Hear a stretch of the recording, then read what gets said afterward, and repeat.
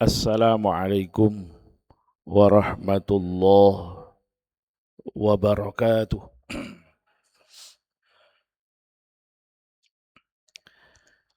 Bismillahirrahmanirrahim. Alhamdulillahi rabbil alamin. Wa afdalus salati wa atammut taslim ala sayyidina wa habibina wa maulana Muhammadin sallallahu alaihi wasallam. As-sadiqil wa'dil amin wa ala alihi wa ashabihi ajma'in. Allahumma 'allimna ma yanfa'una wanfa'na bima 'allamtana warzuqna ilman nafi'an wa 'amalan maqbulan ya arhamar rahimin. Amma ba'du. Bapak Ibu hadirin wal hadirat jamaah salat subuh yang dimuliakan oleh Allah Subhanahu wa taala. Pertama-tama dan yang paling utama, marilah kita panjatkan puji syukur kita kepada Allah Subhanahu wa taala. Alhamdulillah, pada pagi yang cerah ini Allah berikan nikmat iman, nikmat Islam, nikmat mampu beribadah kepada Allah. Dan semoga kita semua diberikan istiqomah sampai kita dipanggil oleh Allah Subhanahu wa taala. Amin ya rabbal alamin.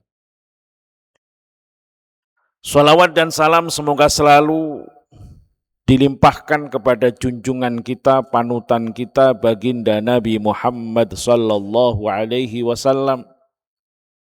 Dan semoga kita termasuk orang-orang yang mahabbah kepada baginda Nabi, mengikuti sunnah Nabi, istiqamah memegang ajaran Nabi, dan nanti di akhirat kita semua mendapatkan syafaat dari baginda Rasulullah sallallahu alaihi wasallam.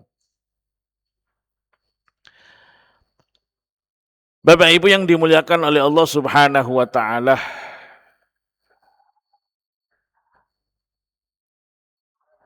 nikmat terbesar yang Allah berikan kepada kita tidak lain, tidak bukan adalah nikmat iman kepada Allah. Nikmat menjadi pengikut Nabi Muhammad sallallahu alaihi wasallam. Dan tidak semua manusia diberikan nikmat tersebut. Bahkan manusia yang lahir bersama Rasulullah, sezaman dengan Rasulullah, melihat Rasulullah, tahu akhlaknya Rasul, tahu mukjizatnya Rasul, tidak beriman juga ada. Melihat mukjizatnya Nabi tidak beriman. Subhanallah. Kita tidak pernah melihat Nabi, tidak sezaman dengan Rasul. Makanan pokoknya pun jauh dari makanan pokok Nabi. Kalau nggak belajar bahasa Nabi, tidak ngerti bahasanya Nabi. Subhanallah. Tapi alhamdulillah kita termasuk orang yang beriman kepada ajaran Rasulullah sallallahu alaihi wasallam. Dan di zaman akhir ini Bapak Ibu yang dimuliakan oleh Allah, tidak mudah memegang ajaran Nabi. Dan itu sudah diberitakan oleh Nabi Muhammad sallallahu alaihi wasallam, yusbihur rajulu musliman wa yumsi kafiran. Akan terjadi satu zaman yang orang itu cepat sekali berubah. Paginya masih muslim, sore berubah. Ya Allah ya Rabbi. Ya zaman sekarang ini Pak. Subhanallah. Kalau tidak kita pagerin dengan ilmu yang cukup, lewat kita ini. Makanya ilmu sangat urgen. Seseorang harus punya bekal ilmu yang cukup.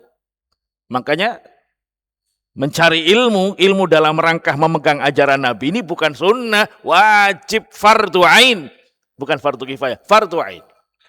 Talabul ilmi faridatun ala kulli muslim. Mencari ilmu dalam rangka apa? Ilmu dalam rangka memegang ajaran Rasul, mengerti ajaran Rasul, faridotun. Bukan fardun, Pak, faridotun. Beda. Kalau faridotun itu kata para ulama ada taknya. Taknya itu lil mubalaghah, amat sangat fardu kata Nabi. Nabi tidak mengatakan fardu, amat sangat fardu bagi setiap orang muslim. Maka kita belajar dari sejak kecil, dari madrasah, belajar sholat, belajar syariah. Tapi ada lagi, belajar akidah, ilmu keyakinan. Dan di antara keyakinan yang tidak boleh sedikit pun kita bergeser adalah keimanan kepada hari kiamat, keimanan kepada akhirat. Dan keimanan kepada akhirat itu termasuk rananya yu'minuna bil ghaib. Kalau kita membahas yu'minuna bil ghaib, alam gaib, tapi bukan alam gaib versi film horor, alam gaib akidah kita. Dan alam gaib yang paling sering disampaikan oleh Allah adalah keberadaan akhirat. Kalau Quran dibagi menjadi 30 juz, setiap juz pasti ada kabar tentang akhirat. Pasti. Cari, Pak. Setiap juz pasti ketemu dengan pemberitaan akhirat. Maka pemberitaan gaib yang paling krusial bagi manusia adalah al-ghaib, yu'minuna bil ghaib. Bagi seorang muslim yang sudah iman kepada Allah, iman kepada Rasulullah, otomatis iman bil ghaib, otomatis iman kepada hari kiamat. Kalau ada orang mukmin, saya imani sama Allah, iman pada Rasulullah, tapi tidak percaya dengan hari kiamat. Tidak, Anda tidak beriman. Anda tidak beriman kepada Allah. Karena begini Bapak Ibu yang dimuliakan oleh Allah,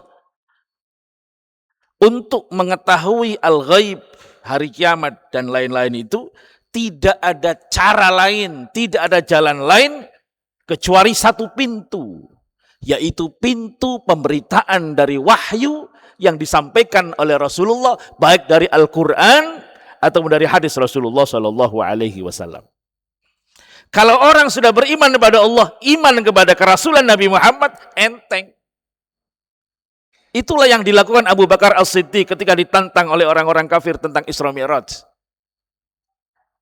Kata Abu Bakar, jangankan iman seperti ini, aku itu sudah beriman kalau dia Rasul, selesai sudah.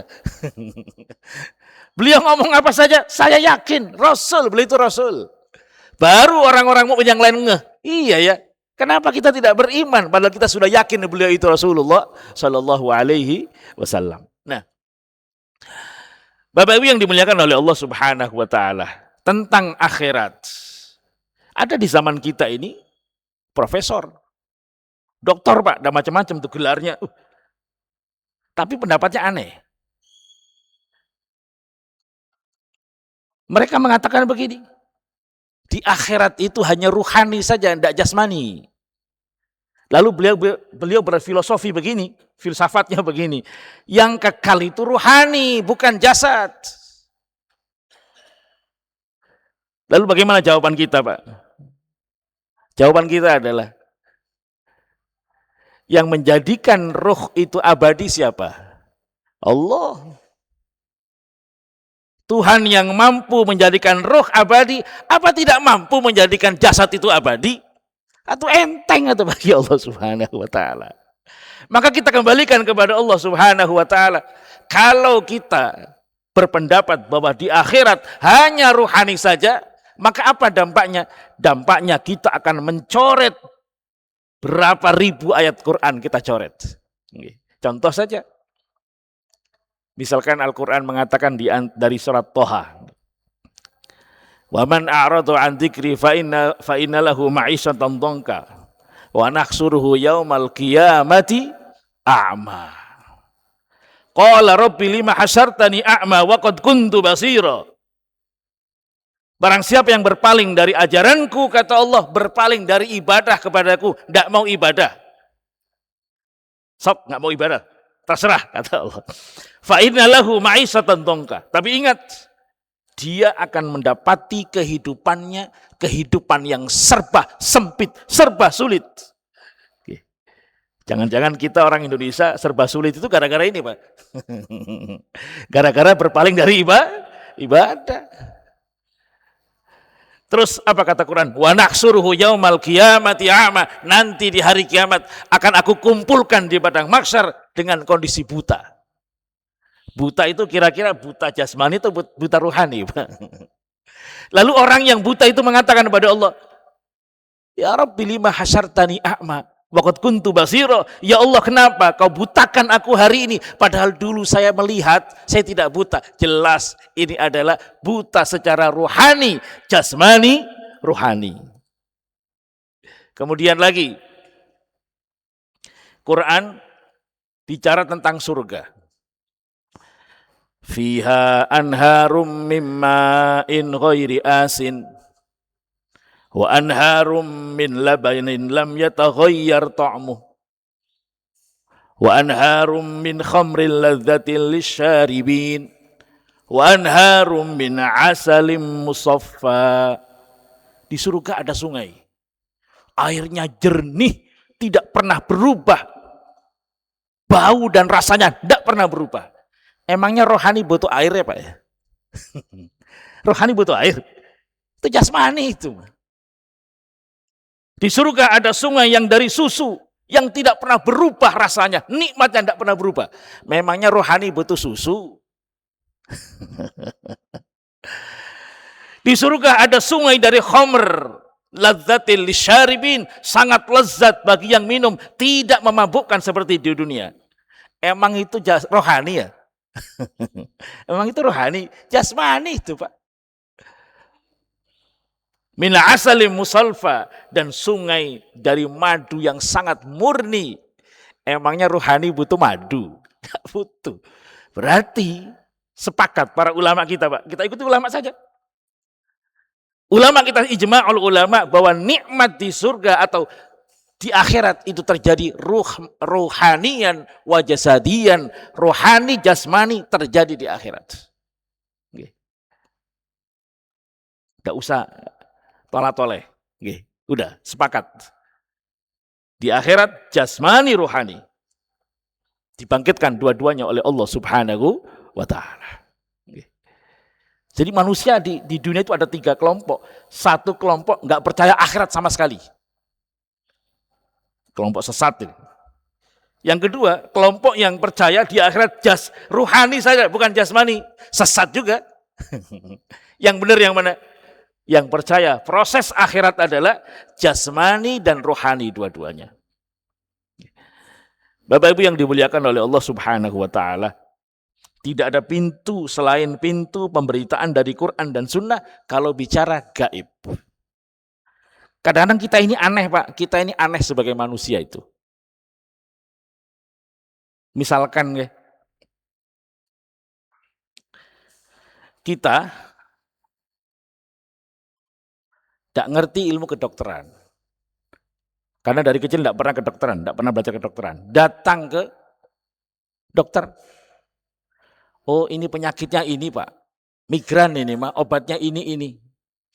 Percaya kita sama dokter itu. Oh gitu, Dok ya. Obatnya apa? Ini diminum ya 3 kali sehari. Nanti antibiotik dihabiskan. Oh siap. Harus habis? Harus. Percaya, Pak, dokter. Percaya. Tapi giliran dikasih tahu Tuhannya tidak percaya tuh. Aneh bin ajaib. Dikasih tahu oleh BMKG, perakiraan cuaca. Besok akan terjadi hujan lebat di Kota Serang. Mohon siap-siap. Siap-siap semua Kota Serang. BMKG mengumumkan, siap-siap. Ini dikasih tahu Allah, akhirat tidak pernah siap-siap. Innalillahi wa inna ilaihi rajiun. Jadi kita itu kata Imam Ghazali kayak orang begini nih. Kita dikasih tahu oleh seseorang, Bapak, iya, ini teh ada racunnya. Oh gitu ya? Ya, terima kasih atas informasinya. Tapi tetap diminum.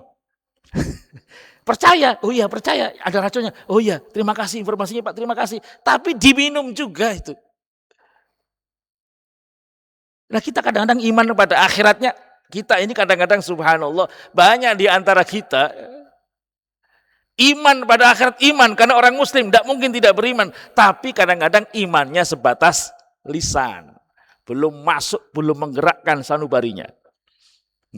Kalau kita iman betul-betul kepada akhirat, maka yang terjadi adalah seperti yang disabdakan Rasulullah SAW, "Man kana yu'minu billahi wal yaumil akhir, falyakul khairan aw liyasmut." Nabi menghubungkan antara keimanan kepada akhirat dengan ucapannya. Barang siapa yang iman kepada Allah, iman pada hari kiamat, falyakul khairan, ucapkan baik atau diam. Tapi faktanya banyak di antara kita ngomongnya asal. Berarti gak iman sama akhirat. Oh, iman saya sama akhirat. Tapi kayaknya masih di bibir saja, Pak. Belum masuk ke dalam sanubarinya. Maka tiap hari kita berusaha. Makanya dari situlah kita faham. Al-imanu, kata para ulama, al-imanu yazidu wa yankus. Semakin kita banyak beribadah kepada Allah, itu akan berdampak mengakar iman kita kepada Allah Subhanahu wa ta'ala. Iman itu kayak akar satu pohon. Kalau nggak disiram, lenyap itu imannya. Siraman iman adalah ubudiyah kita kepada Allah Subhanahu wa ta'ala. Zikir kita, sholat fardu kita, sholat sunnah kita, tilawah Quran kita, hadirnya kita di masjid, itu semua menyirami iman kita kepada Allah Subhanahu wa ta'ala. Maka seorang ulama mengatakan husunul mu'mini salasah. Bentengnya orang mukmin itu ada 3. Yang pertama, zikrullah. Banyak berzikir kepada Allah. Zikirnya bukan lisan doang, Pak. Lisanan wa qalban, hati dan lisannya berzikir. Nah, ini yang berat. Yang kedua adalah hudurul masajid, hadir di masjid jamaah. Orang-orang yang datang ke masjid jamaah itu bahagia-bahagia itu. Lihat aja mukanya, Pak, cerah-cerah. Meskipun di rumahnya juga banyak masalah, siapa masalah ekonomi, masalah keuangan, semua punya masalah. Tapi kalau hudurul masajid, ikhlas karena Allah, insya Allah disabarkan oleh Allah Subhanahu wa ta'ala. Yang ketiga, tilawatul Quran, membaca Al-Quran. Nah, kita ini Masya Allah, kalau di luar Ramadan itu kok 1 juz itu beratnya kayak subhanallah. La haula wala quwata illa billah. Semoga kita dimudahkan oleh Allah Subhanahu wa ta'ala. Nah, Bapak Ibu yang dimuliakan oleh Allah Subhanahu wa ta'ala, jelas kesimpulan pertama yang tidak boleh berubah. Dan ini sebenarnya sudah keyakinan kita dari kecil. Cuma banyak fitnah kanan kiri yang mencoba menggoda kita. Prosesi akhirat jasmani, ruhani. Titik. Tidak pakai koma. Jasmani, ruhani. Kalau orang tidak mengimani seperti itu, imannya bermasalah. Imannya bermasalah. Kalau ada orang mengatakan itu ruhani saja, datangin Pak, ajak bertobat kepada Allah Subhanahu wa ta'ala. Sodorkan ayat-ayat. Surat Ar-Rahman itu Masya Allah menceritakan surga. Waliman khafa maqama rabbihi jannatan, 2 surga. Dawata afnan. Fihi ma'ainani tajriyan. Itu semua ruhani atau jasad itu, Pak. Kalau ruhani buat apa bidadari segala itu? Kalau ruhani nggak butuh bidadari. Itu kesimpulan yang akhir yang harus kita imani. Yang kedua, Bapak Ibu yang dimuliakan oleh Allah Subhanahu wa ta'ala. Proses hari kiamat itu dimulai dengan ditiupnya sangkakala. Jangan dianggap sangkakala biasa itu, Pak. Di dalam surat Az-Zumar Allah mengatakan wa nufikha fis-sur, dan ditiuplah sangkakala. Fasa'iqa man fis samawati wa man fil ardi illa man sya'allah. Maka meninggallah, matilah semua makhluk di langit, di bumi, meninggal semua. Mungkar nakir meninggal. Ruhani juga meninggal itu. Kagetnya itu. jin, malaikat, manusia, semuanya lenyap, meninggal. Dengar nufikha fis-sur, illa man Allah, kecuali yang dikehendaki oleh Allah. Dalam satu riwayat hanya Jibril, Mikail, Israel, Israfil yang masih tidak meninggal. Itu dalam satu riwayat disebutkan seperti itu. Illa man Allah, kecuali yang dikehendaki oleh Allah masih hidup. Lalu Allah perintahkan Israel untuk mencabut nyawa masing-masing malaikat, meninggal. Kemudian Allah perintahkan Israel pun meninggal, lenyap, sunyi, tidak ada makhluk satupun. Kullu man 'alaiha fan wa yabqa wajhu rabbika dzul jalali wal ikram. Makanya Allah itu disebut Maliki Yaumiddin, hari kiamat tidak ada satu orang pun yang berani mengaku sebagai penguasa. Lenyap semua, tidak ada. Kalau di dunia banyak Pak yang ngaku sebagai penguasa. Presiden Amerika, presiden Cina, ngaku penguasa. Di akhirat lenyap semua. Maliki Yaumiddin, hanya Allah Subhanahu wa Ta'ala. Makanya Maliki Yaumiddin itu ada dua qiraat nggih. Kalau kita belajar ilmu qiraat itu ada dua bacaan. Maliki Yaumiddin, ada bacaan panjang. Maliki Yaumiddin, ada yang Maliki Yaumiddin. Dua-duanya dari Rasul, Pak. Itu. Tapi sekedar keluar sedikit nih, ilmu qiraat. Kita jangan baca kecuali yang kita ambil dari gurunya.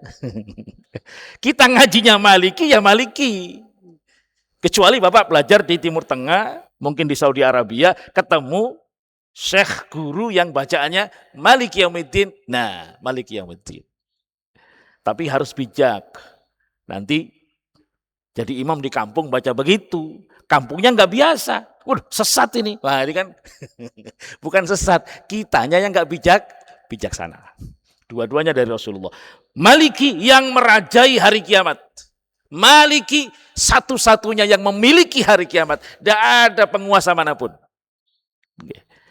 Nah, setelah lenyap semua, ayat berikutnya, ayat lanjutannya, tsumma nufikha fihi ukhra fa idahum qiyamun yandurun.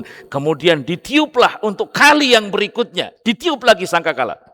Fa idahum qiyamun yandurun, maka tiba-tiba seluruh makhluk bangun dari kuburnya, yandurun, menanti keputusan dari Tuhannya. Seluruh makhluk, Pak. Bukan hanya manusia, seluruh makhluk, hewan, manusia, jin, malaikat, bangkit semua. Ya Allah, ya Rabbi. Nah, di dalam surat Yasin disampaikan juga oleh Al-Quran, wa nufikha fis-suri, ditiuplah sangkakala. Fa idahum minal ajdathi ila rabbihim yansilun. Seketika itu mereka keluar dari kuburnya dalam keadaan hidup menuju kepada Tuhannya.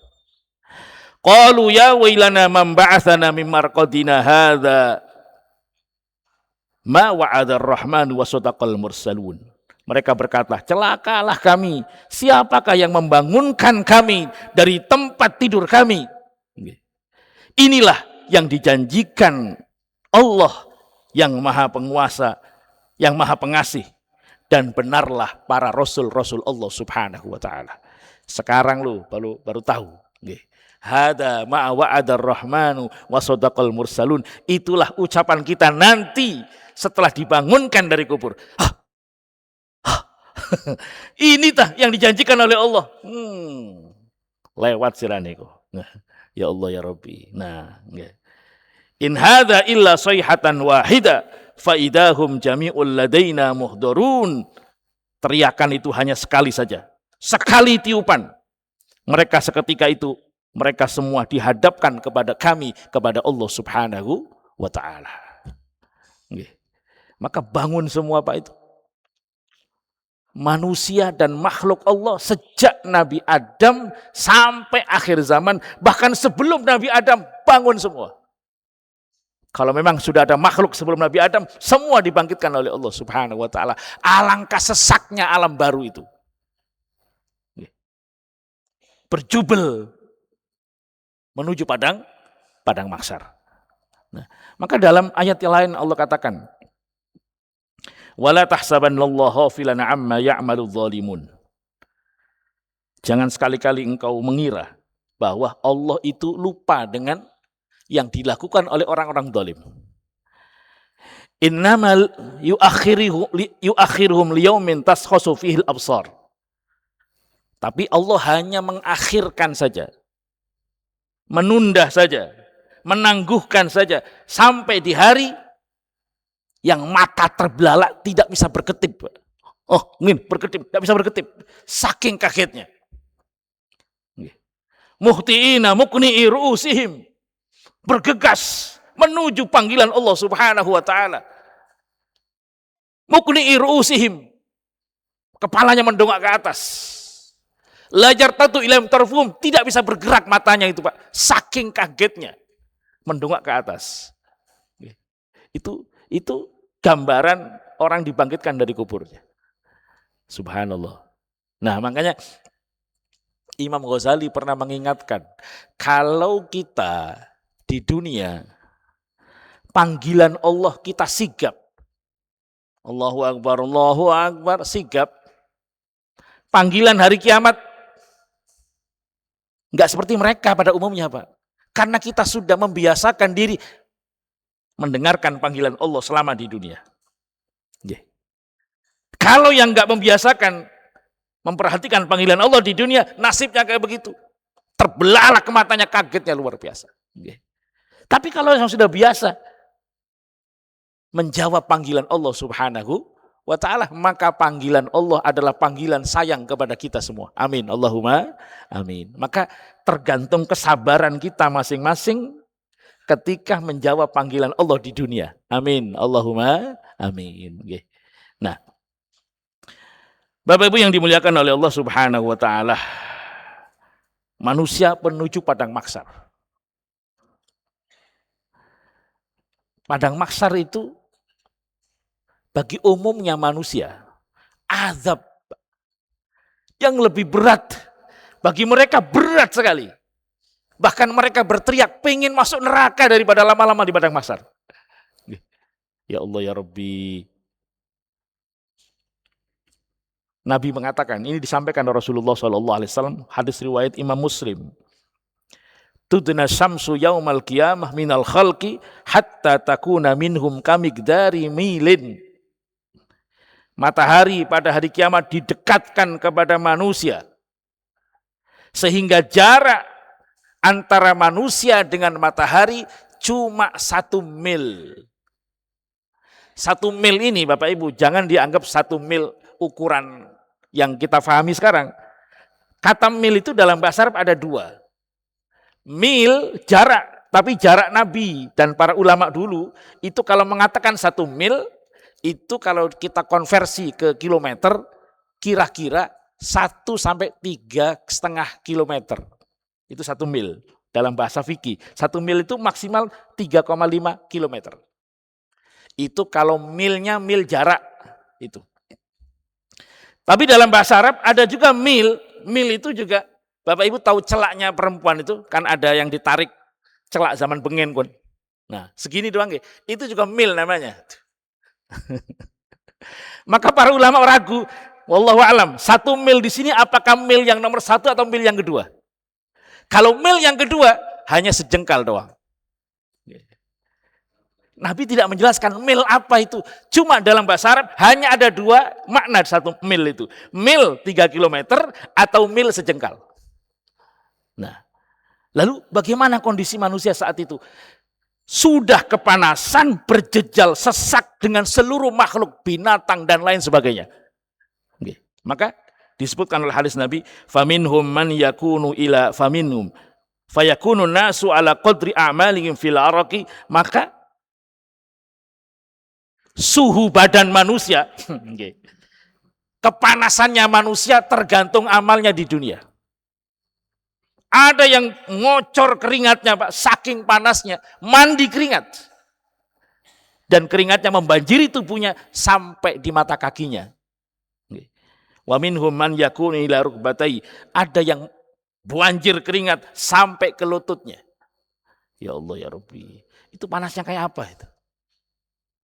Ada yang sampai pinggulnya, ada yang sampai mulutnya, ada yang sampai tenggelam oleh keringatnya. Tergantung amal kita. Lagi-lagi itu Pak, itu ada kaitannya dengan kesabaran kita di dunia. Kalau kita sabar di dunia, menjalankan beratnya ibadah kepada Allah. Sholat berat, menunaikan zakat berat, akhlak mulia berat, tidak zalim berat.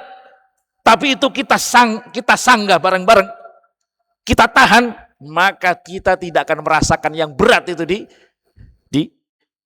padang mahsyar.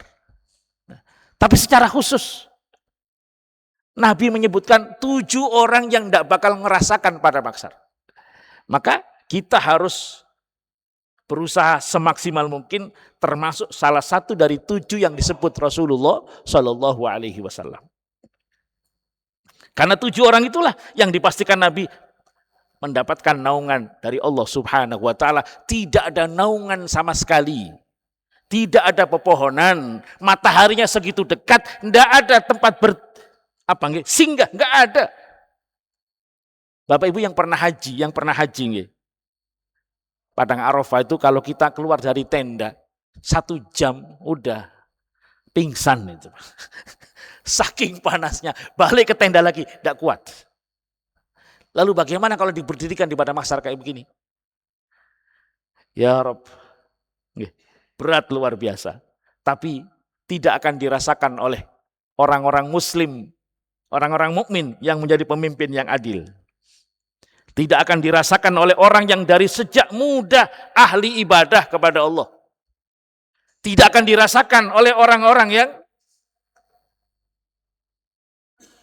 selama dia hidup di dunia bersaudara, menjaga ukhuwah karena Allah Subhanahu Wa Taala, bertemu karena Allah, berpisah karena Allah. Zaman sekarang jarang Pak kayak gitu tuh.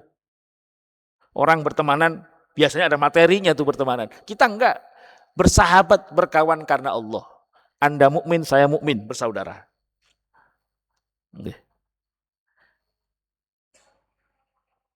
Enggak akan dirasakan oleh orang seperti itu. Yang keempat, tidak akan dirasakan oleh orang yang punya keteguhan iman yang luar biasa, sehingga dibahasakan oleh Rasul, digoda oleh perempuan cantik, digoda oleh perempuan yang punya pangkat yang tinggi, harta yang melimpah, sama sekali tidak berubah.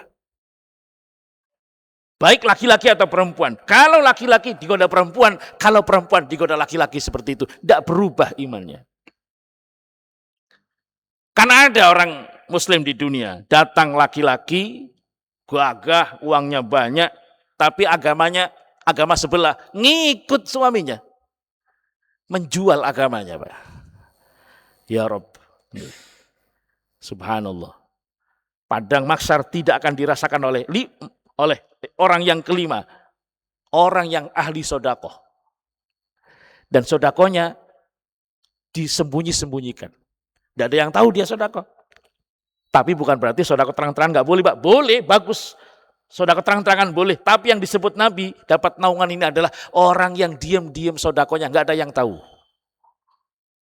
Yang keenam, tidak akan dirasakan oleh orang yang berzikir kepada Allah di saat sunyi, lalu berlinang air matanya.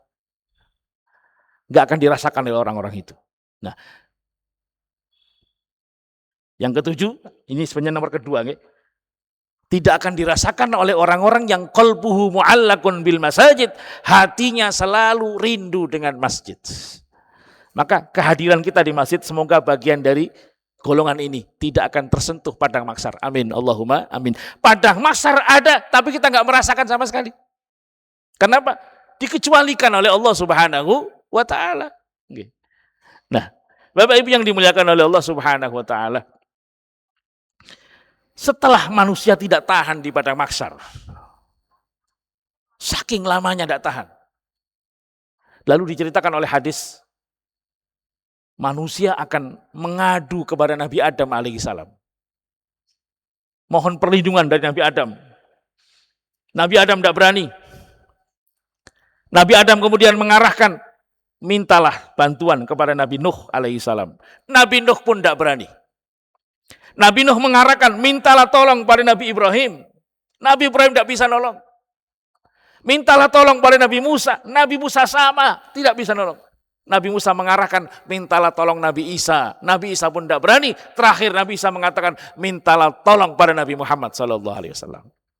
Nah, disinilah Allah menunjukkan keistimewaan Rasulullah SAW. Maka yang berani memohon kepada Allah, yang berani sujud kepada Allah, lalu memohon hanya Nabi Muhammad SAW. Lalu kemudian Allah mengijabah permintaan Nabi. Apa permintaan Rasulullah? Allahumma ya Allah, sudahilah padang mahsyar. Mulailah hisab ya Allah. Nah, maka setelah sekian tahun, wallahu alam berapa tahun itu, kemudian Allah memulai hisab manusia. Nah, proses tadi, permintaan Rasulullah itu adalah syafaat pertama Rasulullah kepada seluruh manusia. Dan sebenarnya ada 5 syafaat yang akan diberikan oleh Rasulullah SAW, diterangkan oleh Imam Nawawi dalam Syarah Sahih Muslim. Itu syafaat pertama. Makanya yang mendapatkan syafaat seperti ini, maqaman mahmuda, dalam akan disebutkan asa ayyab'atsaka rabbuka maqaman mahmuda. Tempat terpuji ketika Rasul memberikan syafaat kepada seluruh manusia. Itu syafaat pertama, Pak. Syafaat kedua, setelah manusia dihisab, ternyata ada umat Nabi nggak pakai dihisab. Subhanallah, nggak pakai dihisab, Pak. Siapa mereka itu? Nggak pakai dihisab itu. Orang yang kebaikannya luar biasa di dunia dan tidak punya dosa. Kok nggak punya dosa? Dosanya diampuni oleh Allah Subhanahu wa Ta'ala dan tidak punya kedzaliman kepada manusia. Nggak punya kedzaliman, Pak. Akhlaknya kayak akhlaknya Nabi. Dosanya ada, tapi nggak banyak. Diampuni oleh Allah, selesai. Dapat syafaat Rasulullah, masuk surga, nggak pakai dihisab. Kita masuk nggak, Pak, ya kira-kira ini, Pak? Nggak pede. Allahumma ya Rabb. Kita ambil contoh satu orang aja, Bapak Ibu. Orang hebat lah. Ada orang-orang yang disebut Nabi Al-Asyarah Al-Mubasyarah bil Jannah. 10 orang yang dikasih Nabi kabar gembira ahli surga. Jadi kita semua itu, yang gak ada yang berani mengatakan saya ahli surga. Tidak ada yang berani, Pak. Karena Nabi gak pernah kasih tahu si ini ahli surga. Tapi kalau Rasul menyebut Abu Bakar, Umar, Utsman ahli surga, Ali ahli surga. Saya mau ambil contoh satu saja, Sayyidina Utsman bin Affan. Orang yang nomor 3 sebenarnya, bukan nomor 1, nomor 3. Cuma ulama beda pendapat, ada yang mengatakan Utsman nomor 3, ada yang nomor 4. Yang nomor 3 Sayyidina Ali, nomor 4 baru Utsman. Ada yang mengatakan enggak, nomor 3 Sayyidina Utsman, nomor 4 Sayyidina Ali. Utsman bin Affan. Pernah Rasulullah itu rapat dalam rangka umat Islam terancam diserang oleh Romawi. Romawi, Pak. Amerika kalau zaman sekarang, Pak. Amerika mau menghancurkan Madinah saat itu. Apa yang dilakukan Rasulullah? Kumpulin sahabat. Bahas peperangan. Kita akan berangkat perang. Lakabadini, Pak, umat Islam dulu itu. Kita berangkat perang. Tapi masalahnya begini, kalau bahasa kita sedang paceklik, nggak ada dana untuk persiapan senjata. Sayyidina Utsman ngancung Rasul. Seluruh kebutuhan tentara, kuda, onta, senjata, saya yang jamin. Allahu Akbar. Ada nggak Pak orang kayak gitu? Ada nggak orang Indonesia? Pak Presiden, hutang negara saya yang jamin, lunas. Wih, mantap kan. Suruh jamin yang kemarin-kemarin tuh, yang jabat itu suruh jamin. Nabi, seluruh kebutuhan tentara, konsumsi senjata, saya yang jamin. Allahu Akbar. Berangkat perang, jaminan Utsman. Semua ditanggung Sayyidina Utsman. Lah kayak begitu Pak amalnya. Kayak begitu amalnya. Nggak takut miskin sama sekali. Kita mau masukin ke celengan, dia pikir-pikir 100.000. Gede amat ya. Masih banyak kebutuhan kayaknya. Setelah zakat tahu baik. Zakat juga masih gede. 20.000 bae lah, nur turun 20, turun 10, turun 2.000 akhirnya. Yang penting kan ikhlas, ya ikhlas. Amin Allahumma. Tapi kita bisa mengukur, Pak, iman kita kayak apa itu. La haula wala quwata illa billah. Pernah Sayyidina Utsman lihat umat Islam berjubel ngantri ngambil air dari sumur orang Yahudi, bayar lagi. Ngambil air bayar, Yahudi bayar. Didatengin sama Utsman. Ini kalau dijual berapa harganya? Dimahalin, enggak apa-apa, tak bayar. Dibayar sama Utsman, Pak, dibayar. Setelah dibayar, wakaf untuk semua umat Islam. Silakan ngambil gratis. Lah kayak begitu amalnya. Ya pantas kalau yadkhulul jannata bi ghairi hisab. Orang yang terlalu, kalau bahasa kita, terlalu banyak ibadahnya dan dosanya sedikit sudah diampuni oleh Allah Subhanahu wa taala. Masuk surga tanpa dihisab. Itu hisab. Yang kedua, orang yang enggak ada kebaikan sama sekali. Enggak percaya sama Allah, gimana ada kebaikannya? Loh, Pak Ustadz, kan orang kafir kan berbuat baik, dibalas oleh Allah di dunia, selesai sudah. Enggak ada, di akhirat enggak ada lagi, Pak. Jangan heran, orang kafir itu kadang-kadang kaya raya, makmur hidupnya, itu balasan dia di dunia. Tokonya larisnya, nah subhanallah. Kita kadang-kadang kok bisa ya dagangan kayak gitu tuh. Balasannya dia di dunia, Pak, dikasih oleh Allah, melimpah, dikasih balasannya oleh Allah. Di akhirat kosong. Ya langsung masuk neraka, Pak. Fa'amman sakulat mawazinu fa huwa fi 'ishatir radiyah wa amma man khaffat mawazinu fa ummuhu hawiyah. Nah, yang kelompok ketiga ini, kelompok kita ini kayaknya ini. Khalatu amalan sholihan wa akhara sayyi'a. Beramal soleh juga banyak dosa. Nah, amal solehnya banyak, tapi dosanya juga enggak sedikit. La haula wala quwata illa billah. Ini nah dihisab oleh Allah juga. Nah, cuma Bapak Ibu yang dimuliakan oleh Allah, syafaat Nabi yang nomor 3 ini, tadi kan satu syafaat untuk seluruh manusia supaya cepat dihisab, yang kedua untuk orang-orang masuk surga tanpa dihisab, yang ketiga syafaat Nabi nomor 3 untuk orang-orang yang amalnya banyak, dosanya banyak, dan ternyata dosanya lebih banyak dari amalnya. Sehingga apa? Harusnya dia masuk neraka, amalnya kurang. Nah, dapat syafaat dari Rasulullah. Jadi syafaat itu apa sih, Pak, Bapak Ibu? Syafaat itu sebenarnya rahmatnya Allah. Allah di akhirat berhak memberikan ampunan pada siapapun. Ada yang diampuni dosanya langsung oleh Allah. Selesai dosamu, tidak ada. Ada yang diampuni oleh Allah dosanya, tapi prosesnya melalui syafaat. Kenapa seperti itu? Karena Allah ingin menunjukkan kepada seluruh manusia ada orang-orang yang luar biasa di akhirat itu.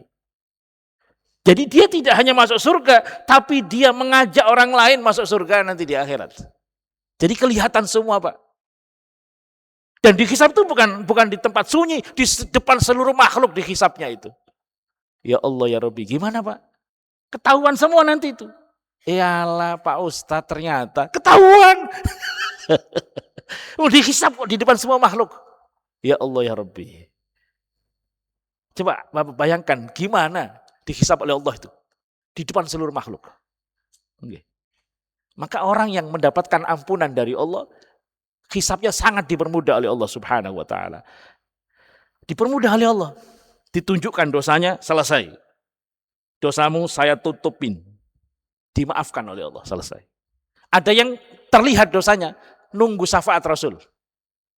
Dan ingat, syafaat itu muaranya adalah diizinkan oleh Allah Subhanahu wa ta'ala. Kalau nggak diizinkan, nggak bisa, Pak. Diizinkan oleh Allah. Nah, maka ada umat Nabi yang diampuni dosanya, meskipun banyak dosanya, tapi amalnya banyak, sehingga apa? Batal masuk neraka, sehingga langsung masuk surganya Allah Subhanahu wa ta'ala. Nah, ada syafaat Nabi yang keempat. Ini berat, yang keempat ini, Pak. Yang penting dapat syafaat Nabi. Iya, dapat syafaat Nabi. Yang nomor berapa masalahnya? Yang nomor 4 itu siapa, Pak? Syafaat Nabi untuk orang-orang yang sudah masuk neraka. Masuk neraka sudah. Masuk neraka. pada akhirnya nggak tahu setelah berapa ribu tahun baru diterima oleh Allah. Keluar dia dari neraka. Tapi tetap merasakan neraka, Pak. Ya Allah ya Rabbi. Jadi syafaat Nabi tidak bisa menolong dia untuk tidak terjebur neraka. Tetap masuk neraka. Tapi setelah sekian tahun, setelah terbalas semua dosanya oleh Allah Subhanahu wa taala, lalu dibangunkan, diselamatkan dari neraka, sehingga apa? Nanti di neraka, ditutup neraka, tidak ada satu orang pun yang ada imannya, enggak ada. Ditutup neraka. Kemudian dibangkitkan makhluk Allah namanya maut, kematian dibangkitkan lalu dimatikan oleh Allah, selesai, tidak ada kematian. Maka orang-orang yang di neraka khalidina fiha abada. Subhanallah, berat, berat. Nah, dan terakhir syafaat Nabi untuk orang-orang yang di surga, ada yang diangkat derajatnya oleh Allah Subhanahu wa taala. Bapak Ibu yang dimuliakan oleh Allah Subhanahu wa taala, selesai proses hisab, belum selesai proses mizan, ditimbang amalnya. Emang mudah di akhirat, Pak? Udah berat. Selesai dihisab, mizan, timbang amalnya. Ya Allah, gimana itu, Pak? Ditimbang amalnya. Ditimbangnya di depan makhluk. Jadi tahu semua. Coba tetangga saya ini gimana? Enggak ada. Enggak ada mikir begitu. Semua mikir dirinya masing-masing. Nah, setelah selesai mizan, fase terakhir disuruh nyebrang sirat. Jadi setiap kita pasti akan menyaksikan neraka. Nah, kita kan kalau menuju surga lewat situ, Pak. Itu sudah ijma'ul ulama. Tidak boleh bergeser iman kita. Setiap manusia wa im minkum illa wariduha, kata Quran, setiap kalian kecuali tidak terkecuali akan sampai di pada neraka, nyebrang ke neraka. Ya Allah ya Rabbi. Dan itu pernah disampaikan Rasulullah Shallallahu alaihi wasallam, li jahannama jisrun adakku minasy'ari wa haddu minas saif. Neraka jahanam ada jembatan yang lebih kecil dari satu helai rambut dan lebih tajam daripada pedang. Ini untuk siapa? Nah, yang akan merasakan kecil dan tajamnya kayak pedang adalah orang-orang yang tidak istiqomah di atas sirat di dunia. Apa sirat di dunia? Siratal mustaqim, siratal ladzina an'amta alaihim ghairil mahdubi alaihim waladhdallin. Siratnya Nabi, Pak, agamanya Nabi itu sirat. Kalau kita di dunianya berusaha semaksimal mungkin sabar di atas ajaran Nabi, maka nanti di akhirat siratnya jadi lebar. Bahkan diceritakan oleh Rasulullah, ada orang yang menyeberangnya kayak kilat, saking cepatnya. Ada orang yang nyeberangnya kayak karih, kayak angin topan, set nyampe surga. Ada yang seperti naik kuda. Ada yang kelemar-kelemar kayak naik onta, kelemar. Nyampe juga, Pak, alhamdulillah. Kita kayak kilat. Kayaknya sih enggak. Semoga nggih. Kayak onta kali nggih, jalan. Sing penting selamat, Pak Ustaz. Nah, maka diceritakan di hadis, Bapak Ibu, ketika orang nyebrang sirat itu enggak ada yang berani ngomong. Semua tutup mulutnya, tidak ada yang berani ngomong kecuali para rasul, dan para rasul hanya berkata Allahumma sallim, ya Allah selamat, ya Allah selamat, ya Allah, melihat umatnya menyeberang itu. Kalau kepleset ya wassalam, Pak, kepleset wassalam. Makanya Bapak Ibu yang dimuliakan oleh Allah, seorang ulama mengatakan begini, sebenarnya Umar bin Khattab sudah mengingatkan kamu semua, hasibu anfusakum qabla an tuhasabu. Hisablah dirimu sebelum dihisab oleh Allah. Wazinu a'malakum, timbanglah amalmu sendiri sebelum ditimbang amalmu nanti di akhirat. Jadi kalau orang itu selalu muhasabah, selalu menimbang amalnya di dunia, insya Allah selesai nanti di akhirat. Dan ingat, Pak, para sahabat Nabi itu punya amaliyah apa? Amaliyahnya para sahabat yang harus kita tiru, banyak yang harus kita tiru. Di antaranya adalah tidak ingin punya kedoliman dengan sesamanya. Jadi mereka itu kalau ada masalah, diselesaikan di dunia. Pernah kedoliman, diselesaikan di dunia. Kan pernah itu terjadi konflik antara, kalau tidak salah, Bilal bin Rabah sama satu lagi. Lupa kalau nggak Mu'ad atau Abdullah bin Mas'ud. Jadi Bilal itu dihina hitam gitu. Sakit hati. Lalu ditegur Nabi, lalu mempersilakan Bilal, mau injek kepalaku mana silakan. Asal kamu maafkan saya. Nah, jadi apa? Para sahabat tidak ingin ada kedoliman yang menghalangi mereka masuk surga. Nah, Bapak Ibu yang dimuliakan oleh Allah, jadi setelah dihisab oleh Allah, itu belum selesai, dihisab oleh manusia. Jadi kita yang punya masalah dengan orang, kedoliman yang belum terselesaikan di dunia, diselesaikan di akhirat. Ya Allah ya Rabbi, bagaimana kalau seseorang kedolimannya kepada 280 juta rakyat Indonesia? Remek Pak. Orang Kaujon, giliran orang Kaujon menuntut presidennya. Aduh. Subhanallah. Jangan macam-macam. Pesawat ditanggung, istana ditanggung. Semua ditanggung Pak, pengawal ditanggung, gratis semua. Tapi di akhiratnya tidak sembarangan Anda.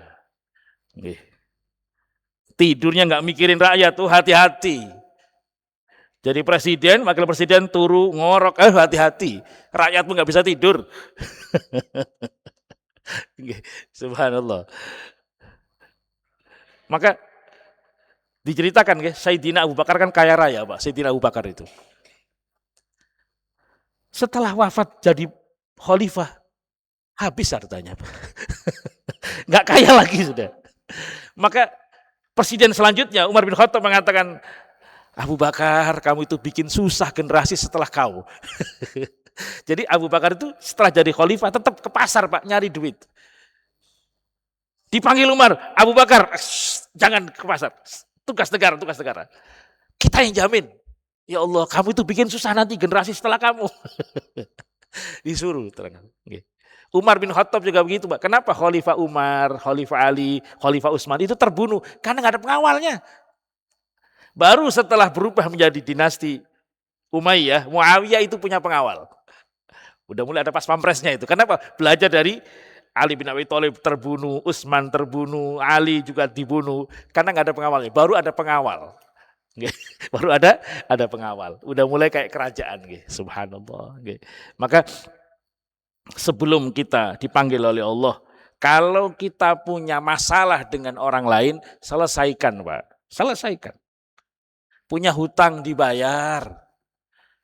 Nih hutang nih dibayar. Pernah punya masalah kezaliman, minta maaf. Mungkin kita pernah menghina orang, nggak terasa, minta maaf Pak. Sehingga apa? Di akhirat itu tidak ada masalah dengan manusia. Sehingga apa? Tinggal masalah kita dengan Allah saja. Dan insya Allah Allah Maha Rahman, Maha Rahim. Tapi jangan terlena. Allah memang Maha Rahman, Maha Rahim, Maha Ghafurur Rahim. Tapi Allah tidak memaafkan orang kafir. Loh, hati-hati. Oh, diampuni oleh Allah. Jangan terlena. Orang kafir nggak dimaafkan sama Allah Pak. Hati-hati kata Imam Ghazali, jangan terlena dengan Ghafur Rahim Allah. Orang kafir gak dimaafkan sama Allah, gak dimaafkan. Maka semoga kita mendapatkan ampunan dari Allah Subhanahu wa Ta'ala. Dan nanti ujungnya adalah hanya ada 2 tempat Pak. Kalau gak di surga, di neraka. Gak ada lain. Dan di surga nikmatnya adalah jasmani rohani. Jasmani rohani. Kekal. Apa susahnya bagi Allah? Allah jadikan wahai manusia di surga kalian kekal selama-lamanya. Apa susahnya bagi Allah? Enggak ada yang susah. Maka jasmani rohani, bukti yang paling nyata jasmani rohani adalah silakan dibaca ayat-ayat Quran tentang nikmat surga. Semuanya nikmat jasmani. Rata. Maksudnya apa? Menceritakan nikmat jasmani. Ada bidadari. Emang rohani butuh bidadari Pak ya? Ya nggak butuh lah. Maka semoga kita semua, tapi nikmat rohaninya apa? Ridhonya Allah Subhanahu wa Ta'ala. Irji'i ila rabbiki radhiyatam mardiyah. Allah ridho, kalian pun ridho, selesai. Fadkhuli fi ibadi wadkhuli jannati. Maka kesimpulan kita adalah proses akhirat jasmani rohani, nikmat surga jasmani rohani, adab neraka jasmani rohani. Sampai Allah katakan kullama nadijat juluduhum baddalnahum juludan ghairaha. Setiap kulitnya sudah matang, kami ganti kulit baru. Kata Allah, ya Allah ya Rabbi. Kulitnya matang, ganti kulit lagi. Apa susahnya bagi Allah? Matang lagi kulitnya, ganti kulit lagi, terus begitu. Ya Allah ya Rabbi, semoga kita semua diberikan istiqomah imannya sampai akhir hayatnya. Syarat dapat syafaat Nabi nomor 1, man mata min ummati la yusriku billahi syai'a. Orang yang meninggalnya mukmin bukan musyrik. Meninggalnya mukmin, Pak, beriman pada Allah, tidak bergeser syahadatnya kepada Allah, kepada Rasulullah, baru dapat syafaat Rasulullah sallallahu alaihi wasallam. Ada lagi mengatakan hadis Nabi, man qala as'adun nas bi syafaati man qala la ilaha illallah khalisatan min qalbi. Orang yang mengatakan la ilaha illallah ikhlas tulus dari dalam hatinya, tidak berubah sampai dia meninggal dunia. Baru kemudian banyak salawat kepada Rasulullah Sallallahu Alaihi Wasallam. Akhlaknya seperti akhlak Rasulullah Sallallahu Alaihi Wasallam. Baru dialah orang yang paling terdepan mendapatkan syafaat Rasulullah Sallallahu Alaihi Wasallam. Dan jangan lupa Nabi bersabda, maknanya kurang lebih, barang siapa yang berdoa setelah mendengarkan azan, Allahumma rabba hadi da'wati tamah ila akhirih, halat lahu syafaati, harus dapat syafaatku. Masalahnya sering lupa Pak Ustadz. Wis adan orang, wis adan, berarti kelewat, gak berdoa. Adannya aja kelewat, apalagi jamaahnya. Jadi orang-orang yang Masya Allah adan, ada doa nih, doa khusus mendoakan Rasulullah. Nabi tidak akan pernah tidak membalas kebaikan. Didoakan oleh umatnya di dunia. Allahumma rabb ati Muhammadan al-wasila wal fadila. Pasti dicari oleh Rasulullah SAW. Dan kayaknya mustahil orang yang menjawab adzan lalu tidak sholat itu tidak ada kayaknya Pak. Jawab adzan doang, cukup jawablah orang sholat. Mustahil. Pasti jawab sholat.